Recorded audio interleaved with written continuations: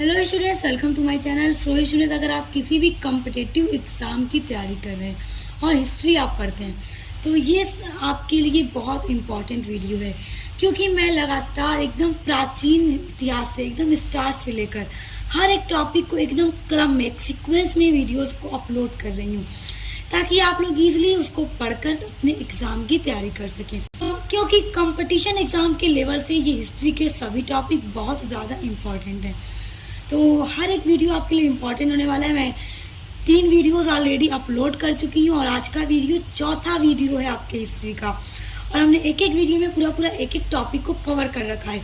तो हमने इसके पहले वाली वीडियो में पूरा वैदिक काल के बारे में पढ़ा है, उसके पहले वाले वीडियो में हमने सिंधु घाटी सभ्यता के बारे में, और सबसे पहले वाले वीडियो में हमने प्रागैतिहासिक काल के बारे में पढ़ा है।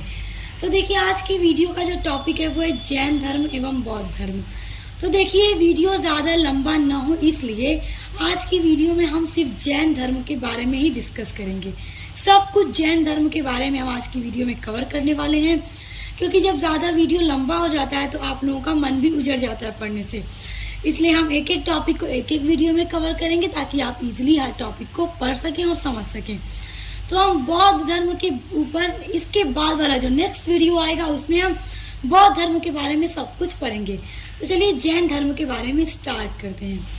देखिए, जैन धर्म के जो संस्थापक थे और जो प्रथम तीर्थकार थे जैन धर्म के, वो ऋषभ देव थे, और ऋषभ देव का जो प्रतीक चिन्ह था वो सांड था।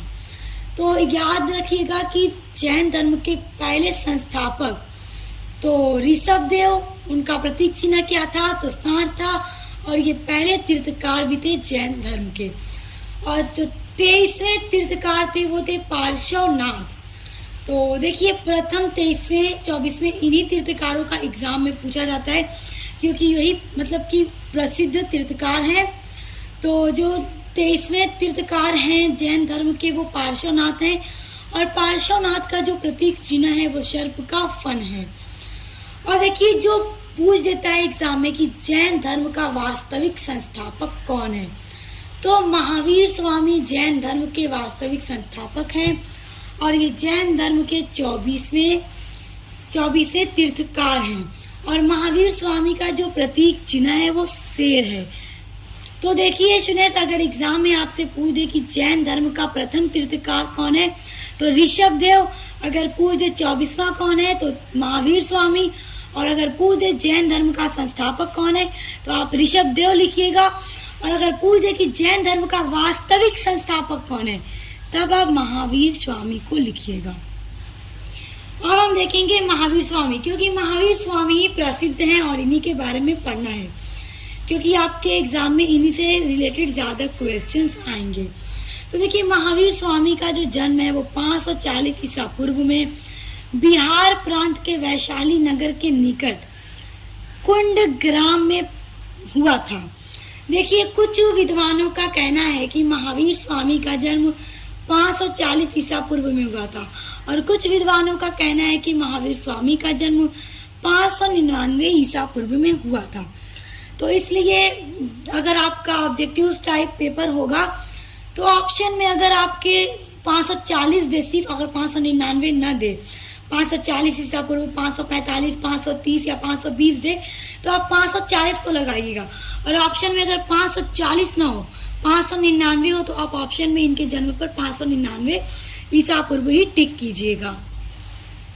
देखिए, महावीर स्वामी का जो बचपन का नाम था वो वर्धमान था, और ये एक एक पॉइंट आप ये मानकर चलिएगा कि ये सभी की पॉइंट्स हैं और एग्जाम में पूछे जाते हैं।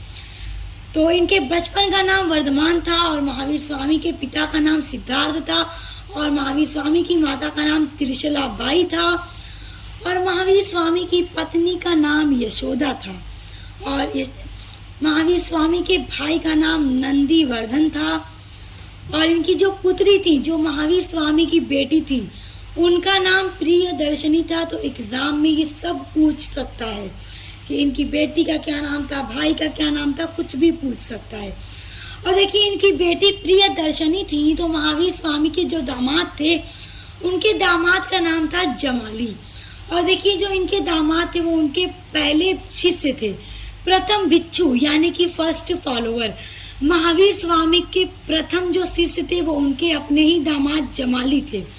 तो पूछ दे कि महावीर स्वामी के प्रथम भिक्षु या प्रथम शिष्य कौन थे, तो उनके दामाद जमाली थे। और जो इनकी भाषा थी वो प्राकृतिक भाषा थी। महावीर स्वामी के जो पिता थे वो कुंड ग्राम के ज्ञात्रिक वंश के राजा थे।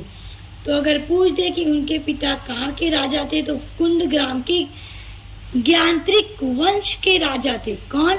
महावीर स्वामी के पिता सिद्धार्थ। ओके, देखिए महावीर स्वामी जब 30 साल के हुए तो 30 साल की उम्र में उन्होंने अपने राजपाट को त्याग कर दिया। अपना जो राजपाट था, अपनी ऐशो आराम की जो जिंदगी थी, उसको उन्होंने सैक्रिफाइस कर दिया और वैराग्य धारण कर लिया। यानी कि उन्होंने कठोर तपस्या करने का निश्चय कर लिया था और 12 वर्ष यानी पूरा 12 साल उन्होंने कठोर तपस्या की। उसके पश्चात रीजुपालिका नदी के तट पर वो साल वृक्ष के नीचे ज्ञान की उनको प्राप्ति हुई। तो पूछ दे महावीर स्वामी को ज्ञान की प्राप्ति कहाँ हुई, तो रीजुपालिका नदी के तट पर साल वृक्ष जो था उसी के नीचे उन्होंने ज्ञान की प्राप्ति की। ज्ञान की प्राप्ति उनको वहीं पर हुई और जब इनको ज्ञान की प्राप्ति हो गई तो उनको कैवल्य कहा गया और वे केवलीन बन गए थे। और देखिए इन्होंने समस्त इंद्रियों को भी जीत लिया था। देखिए जब ज्ञान की प्राप्ति महावीर स्वामी जी को हो गई थी तो उसके बाद महावीर स्वामी ने कुल 5 नियम बताए। उस 5 नियमों को पंचायन धर्म कहा गया। ज्ञान की प्राप्ति के बाद उन्हें 5 नियम जो बताए थे उनको क्या कहा गया? पंचायन धर्म कहा गया। और वो नियम ये थे, वो रूल ये थे कि कभी हिंसा नहीं करना चाहिए, सदा सत्य बोलना चाहिए, कभी झूठ नहीं बोलना चाहिए, हमेशा सच बोलना चाहिए। और महावीर स्वामी का जो एक नियम था वो ये भी था कि कभी चोरी नहीं करना चाहिए, क्योंकि चोरी करना पाप है, झूठ बोलना पाप है। इसलिए हमेशा सत्य बोलो और कभी चोरी ना करो। और संपत्ति ना रखना, उन्होंने कह दिया कि जो लोग संपत्ति रखने की इच्छा रखते हैं तो संपत्ति न रखना, जो जायदाद प्रॉपर्टी होती है उसको न रखना भी उन्होंने एक धर्म बताया, एक नियम बताया। और 5वां जो नियम उन्होंने बताया वो था ब्रह्मचर्य। तो ये 5 नियम महावीर स्वामी ने जो बताए उनको पंचायन धर्म कहा गया। तो अगर एग्जाम में पूछ दे कि महावीर स्वामी द्वारा बताए गए नियम को क्या कहा गया, तो पंचायन धर्म। अगला हेडिंग है आपका त्रिरत्न। अब देखिए महावीर स्वामी ने जब ज्ञान की प्राप्ति करी उसके बाद उन्होंने क्या 3 रत्न बताए जो कि पालन करना बहुत ज्यादा आवश्यक बताया। देखिए भगवान महावीर ने मोक्ष प्राप्ति के लिए त्रिरत्न का पालन करना एकदम जरूरी बता दिया कि इन 3 रत्नों का पालन करना बेहद इम्पोर्टेंट है। और वो त्रिरत्न कौन कौन से आइए जानते हैं, क्योंकि एग्जाम के पॉइंट ऑफ व्यू से बेहद इम्पोर्टेंट है। पहला है सम्यक दर्शन। देखिए सम्यक का मतलब होता है एकदम प्योर, यानी कि प्योर दर्शन।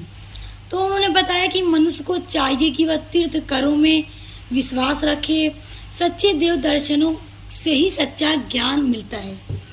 तो उन्होंने ये बता दिया कि उन्हें सही चीजों में विश्वास रखना चाहिए, तीर्थकारों में विश्वास रखना चाहिए। और उन्हें दूसरा जो त्रिरत्न है उनका दूसरा वो है सम्यक ज्ञान। देखिए सम्यक का मतलब प्योर होता है कि एकदम प्योर नॉलेज, प्योर ज्ञान प्राप्त करना चाहिए। मनुष्य को हमेशा शुद्ध, सही एवं पूर्ण ज्ञान की ही प्राप्ति करनी चाहिए। कभी भी मनुष्य को ऐसा ज्ञान नहीं प्राप्त करना चाहिए जो शुद्ध ना हो, सत्य ना हो। हमेशा सत्य ज्ञान की ही प्राप्ति करनी चाहिए। इसका पालन करना महावीर स्वामी ने एकदम आवश्यक और जरूरी बता दिया। तीसरा है सम्यक चरित्र। सम्यक चरित्र का पालन करने से ही जीव केवल ज्ञान को प्राप्त कर सकता है।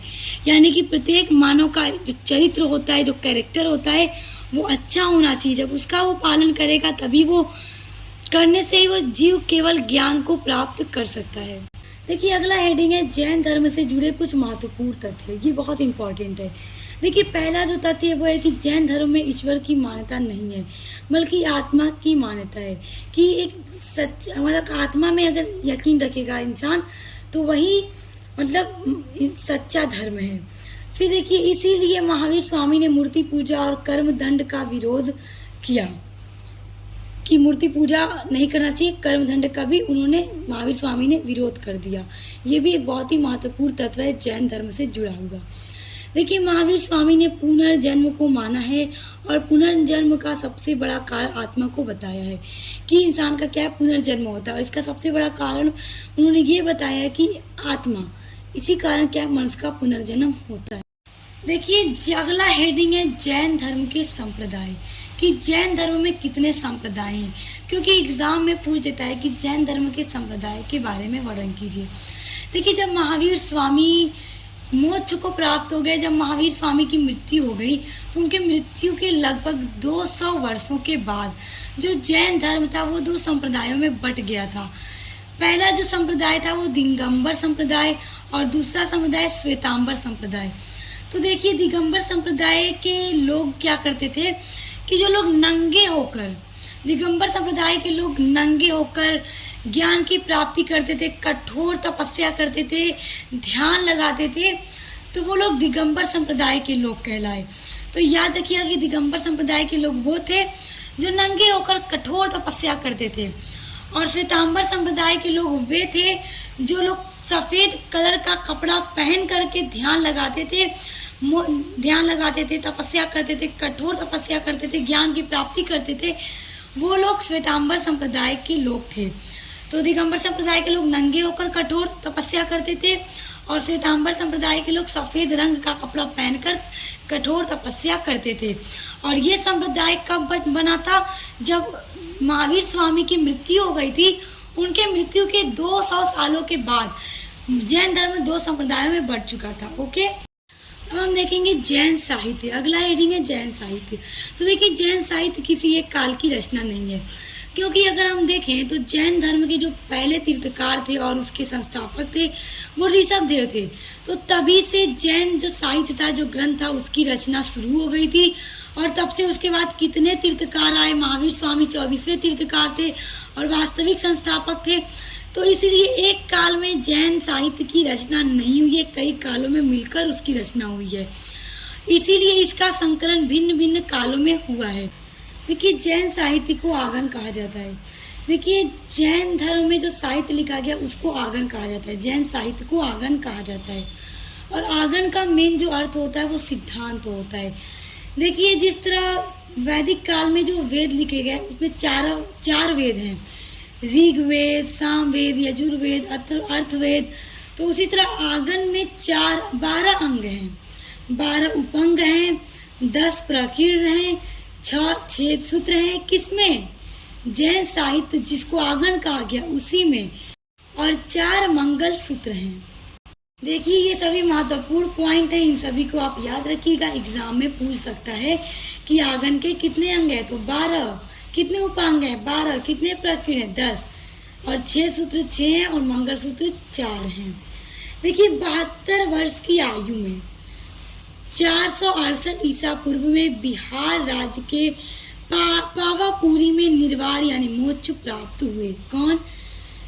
महावीर स्वामी की मृत्यु 72 वर्ष की उम्र में 468 ईसा पूर्व में बिहार राज्य के पावापुरी में हुई थी।